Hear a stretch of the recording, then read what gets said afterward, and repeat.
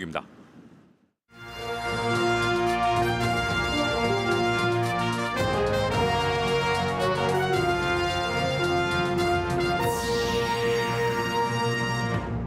(20년) 뒤 충북 인구의 40%가 65세 이상의 노인일 것이라는 전망이 나왔습니다. 사회경제 구조의 대대적인 변화를 예고했습니다. 제천 의림지에 대형 복합 리조트 사업이 추진됩니다. 제천시도 연계 관광 개발을 구상 중입니다. 중대재해법 시행으로 자칫 처벌의 대상이 될 수 있는 지자체가 직접 발주한 현장을 점검했더니 절반에서 안전 불감증이 확인됐습니다. 청주시청 본관 철거 예산을 두고 여야가 다시 맞붙었습니다. 내년 예산안 통과도 험난할 전망입니다. 시청자 여러분 안녕하십니까? 계속해서 충북 소식입니다. 충북의 인구가 2037년을 정점으로 본격적인 감소세에 접어들 전망입니다. 대부분 시군의 노령 인구 비중은 40%를 넘어설 거란 전망도 나왔는데요. 충청북도가 분석했더니 먼 미래 이야기가 아닙니다.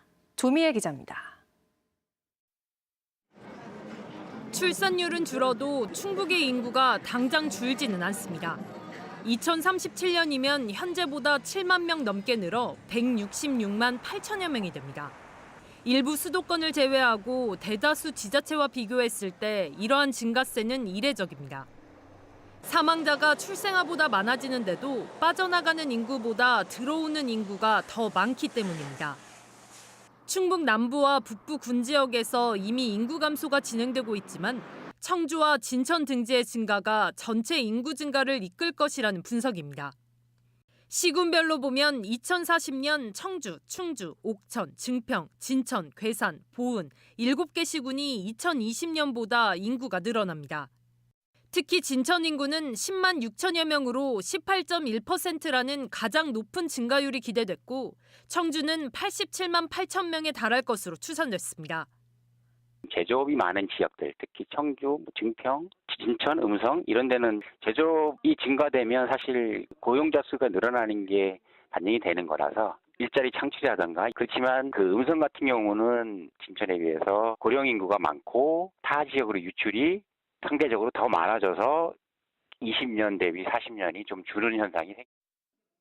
다만 전체적인 인구 증가에도 출산율은 계속 줄어 2040년 14세 이하 유소년 인구 비율은 청주와 진천을 뺀 전 지역에서 10%가 안 될 전망입니다. 반면 65세 이상 고령 인구는 청주, 진천, 증평, 충주를 제외한 7개 시군에서 40%가 넘을 것으로 예측됐습니다. 특히 보은, 영동, 단양, 괴산, 옥천 등 5개 군에서는 50%가 넘습니다. 생산 가능 인구는 20년 동안 24만 명 넘게 줄어 유소년과 노인에 대한 부양 부담은 지금보다 2배 증가할 것으로 전망됐습니다. 당장 경제 구조부터 사회 시스템 전반에 큰 변화를 예고하는 예측치입니다. 충북도는 통계청의 인구 총조사를 기반으로 출생률과 사망률, 인구 이동 데이터를 토대로 장래 인구를 추계했습니다. 이 장래 인구 추계는 충북도 내 각종 정책 추진에 활용될 예정입니다. MBC 뉴스 조미입니다. 도내 북부권 관광의 요지를 꿈꾸는 제천시가 의림지 주변에 대형 리조트 사업을 추진합니다.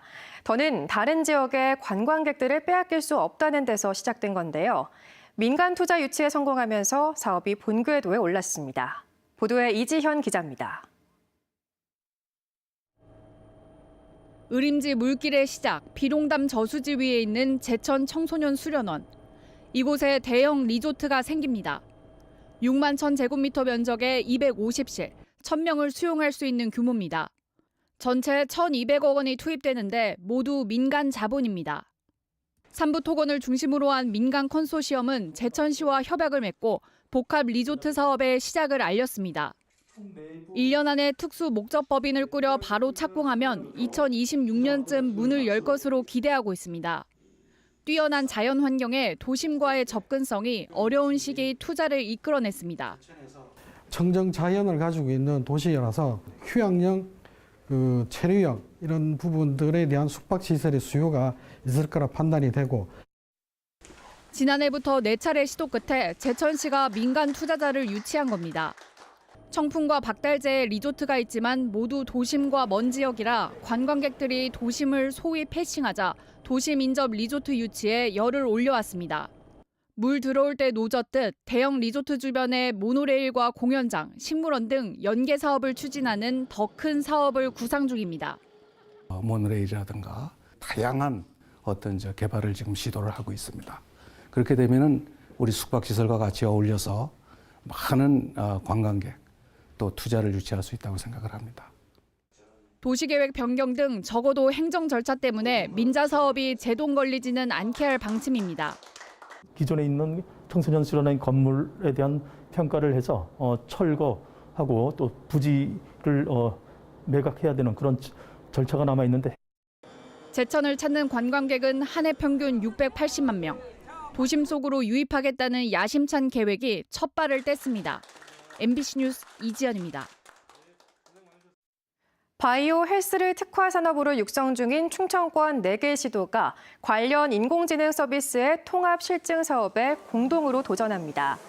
충북이 인공지능 실버타운 등 웰에이징 분야를, 세종이 헬스케어, 대전이 의료, 충남은 재난안전 분야를 담당해 오는 2029년까지 추진할 계획으로 정부 승인을 위해 내년 3월 예비 타당성 조사 대상 사업 선정을 신청할 예정입니다.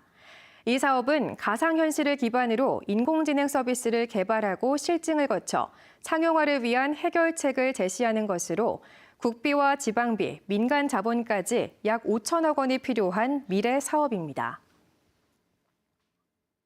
KTX 세종역이 최민호 세종시장의 민선 사기 공약 과제로 확정됐습니다. 세종시는 2026년까지 추진할 8개 분야 61가지 공약 과제에 KTX 세종역과 충청권 광역철도, 세종, 대전, 청주 간 광역 급행버스 도입 등을 포함시켰습니다.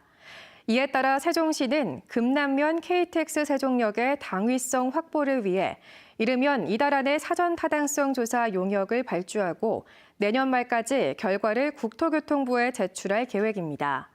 한편 충청북도는 불필요한 논란을 만들 수 있다며 공식 대응은 자제하고 있습니다. 지금 청주시 의회에서는 각 상임위마다 내년도 청주시 예산안에 대한 심사가 한창인데요. 최대 쟁점인 청주시청 본관 철거 예산을 놓고 치열한 여야 공방이 펼쳐지면서 새해 예산안까지 험난한 과정이 예상됩니다. 김영일 기자입니다. 내년도 예산안 심사를 앞둔 청주시의회 도시건설위원회. 밖에서는 청주시청 본관 철거를 요구하는 피켓 시위가 벌어졌습니다. 실제로 예산안 심사도 시청 본관 철거 예산이 가장 쟁점이 됐습니다. 청주시는 시청 본관 보존 방안을 요구하는 문화재청에 대응하기 위해서는 철거 예산이 반드시 필요하다고 설득했습니다. 협의를 하는 과정에서 철거비라는 것이 협상력을 높이는 대단한 수단이 될 수 있을 것이라고 생각하기 때문에 의원님들께 간곡하게 예산을 세워주실 것을. 하지만 관련 예산 전액 삭감을 예고했던 더불어민주당 청주시 의원들은 즉각 반박했습니다. 시청 본관이 문화재적 가치가 있는지는 전문기관인 문화재청의 판단이 우선이라는 겁니다. 이게 철거가 맞는지 존치가 맞는지 문화재청과 어떤 협의를 통해서 결정을 해야 되는 상황인데 어차피 협의를 해야지 처벌할 수 있다면 반대로 협의를 하고 비용을 세워도 되는 거잖아요.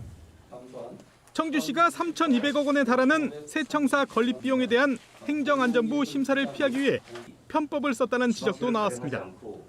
청사 건립 과정에서 지방채만 발행하지 않으면 충청북도의 심사만 받아도 된다는 겁니다. 민주당 의원들은 청주시가 별다른 설명도 없이 지방채 발행을 취소하고 무리하게 예산을 운영한다고 비판했습니다. 복지 예산만 40%가 넘습니다. 이거 어떻게 되시려고 자신 있게 얘기하시는지 모르겠고요. 행정에 리스크가 생길 수 있다고 미리 말씀드리고.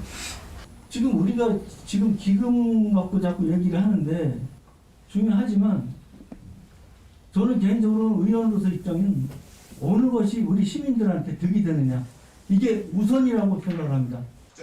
반면 국민의힘은 어차피 시청 본관에 대한 사회적 갈등이 큰 만큼 문화재 등록도 어려워졌다며 하루빨리 철거해야 한다고 강조했습니다. 문화재 가치가 있다 하더라도 문화재 등록에 대한 사회적 합의 돌출이 어려운 경우, 이런 경우에는 문화재로 등록할 수 없다라는 지침서가 있어요. 현재 청주시의회 상임위원회에서는 민주당 의원이 국민의힘보다 많아 본관 철거 예산은 삭감될 가능성이 큽니다.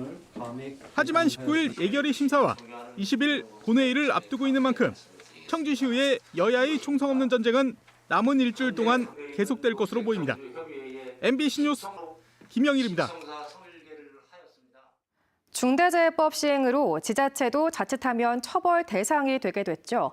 지난 가을에도 청주 지역 관급 공사 현장에서 사망 사고가 잇따라 청주시가 점검에 나섰더니 지자체 발주 공사 현장인데도 곳곳에는 안전 의무 불이행 사례가 속출했습니다.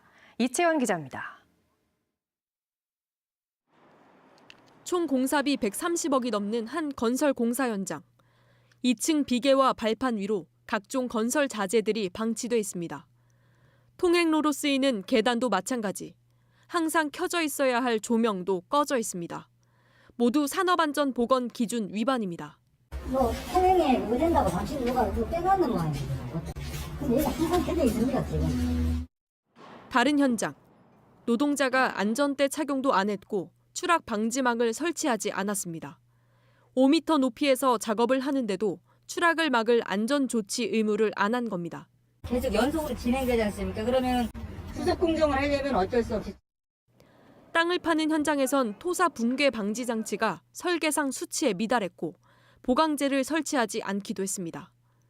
위험 요소가 많아 특별 안전관리가 필요한 공사는 안전관리 협의체를 구성해 매달 회의를 열도록 법이 규정하고 있지만 이곳은 넉 달 동안 지키지 않았습니다.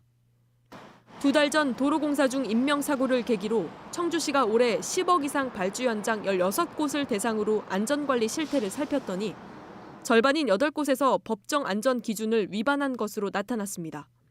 이번에 지적된 사항들은 저희가 이제 감독부서에 별도로 이제 시정 처분을 내렸고요. 시정 사항은 2개월 안에 저희한테 조치 결과를 제출하게 돼 있고 그게 이제 미흡한 경우에는 별도로 또 추가 감사를 진행할 수가 있습니다. 관급 건설공사 사업장을 상시 점검할 노동안전보건 지킴이단은 단 16명뿐이라 지자체 차원의 집중 점검이 아니면 쉽게 드러나지도 않습니다. 지킴이단이 가서 보고 있음에도 불구하고 굉장히 위험한 방식으로 이제 작업이 이루어지고 있는 거예요. 발주자 역시도 책임을 물어야 함과 동시에 지자체가 자기가 발주한 공사에 대해서 훨씬 더 이제 안전 관련된 이제 관리 감독이나 이런 거 철저하게 해야 된다고 생각합니다. 2016년부터 지난 5년간 전국 지자체 발주 공사 현장에서 일하다 숨진 노동자는 232명, 전체 건설업 사망 사고의 약 10%에 달합니다. MBC 뉴스 이채연입니다. 제천의 한 고등학교 교사가 술을 마신 채 운전대를 잡았다 검찰 조사를 받게 됐습니다. 제천경찰서는 지난달 18일 밤 10시쯤 제천시 강제동 한 도로에서 면허 취소 수치로 운전하다 단속에 적발된 40대 남성을 도로교통법 위반 혐의로 불구속 송치했습니다. 충청북도 교육청은 수사 결과가 나오는 대로 교원 징계위원회를 열어 중징계할 방침입니다. 술자리에 함께 있던 남성에게 약을 먹이고 지갑을 훔쳐 달아난 40대 여성이 현행범 체포됐습니다. 청주 상당경찰서는 어제 오후 5시쯤 상당구의 한 식당에서 함께 술을 마시던 남성에게 약을 먹여 의식을 잃게 한 뒤 지갑을 훔친 40대 여성을 강도 혐의로 붙잡았습니다. 경찰은 정확한 사건 경위를 조사하고 있으며 범행에 쓴 약은 국과수에 분석을 의뢰했습니다. 이 여성이 술잔에 약을 타는 것을 식당 주인이 포착해 경찰에 붙잡혔습니다. 청주 한 농협 직원의 억대 횡령 사건과 관련해 해당 농협 조합원들이 비대위를 구성하고 관리자들의 책임을 촉구하고 나섰습니다. 비상대책위원회는 오늘 성명을 내고 수년 동안 4억 원대를 횡령한 농협 직원이 직접 내부에 실토했는데도 4개월 동안 조합원 2,700여 명이 몰랐다며 관리 책임자들의 공개 사과를 촉구했습니다. 또 농협 충북본부의 중앙감사가 끝났음에도 재발 방지책이 세워지지 않았다며 발빠른 대책 수립을 촉구했습니다. 단양에서 나오는 생활 쓰레기가 지역 시멘트 회사에서 소각됩니다. 단양군과 한일시멘트, 성신양회는 업무 협약을 맺고 생활 폐기물 자원화 시설을 시멘트 회사들이 전액 부담해 설치하기로 했습니다. 시멘트사들은 여기서 선별한 폐기물을 소성로 대체 연료로 활용할 예정입니다. 단양구는 소각시설 운영비 절감과 폐기물 매립시설 사용 연한 증가를 기대하고 있습니다. 진천군이 지역 신성장 분야의 인력을 지원하기 위해 특화형 청년 일자리 사업을 추진합니다. 진천군은 관내 신성장 분야 사업장이 만 39세 이하 미취업 청년을 고용하면 내년부터 1인당 2년 동안 최고 4천여만 원의 인건비를 지원하고 청년 근로자에게도 2년간 주거교통비 720만 원을 지원하기로 했습니다. 진천군이 정한 지역 특화 신성장 분야는 유기농 식품과 첨단형 뿌리 기술, ICT 융합과 바이오, 신교통항공 등입니다. 청주의 청년 행복주택 공급이 이어집니다. 청주시와 LH는 지역 첫 산업단지 행복주택인 복대동 행복주택이 오늘 입주에 들어갔고 120세대인 우암동 청춘허브센터 행복주택도 다음 달 준공에 입주를 시작한다고 밝혔습니다. 월요일 저녁 충북 소식 마칩니다. 시청해주신 여러분 고맙습니다.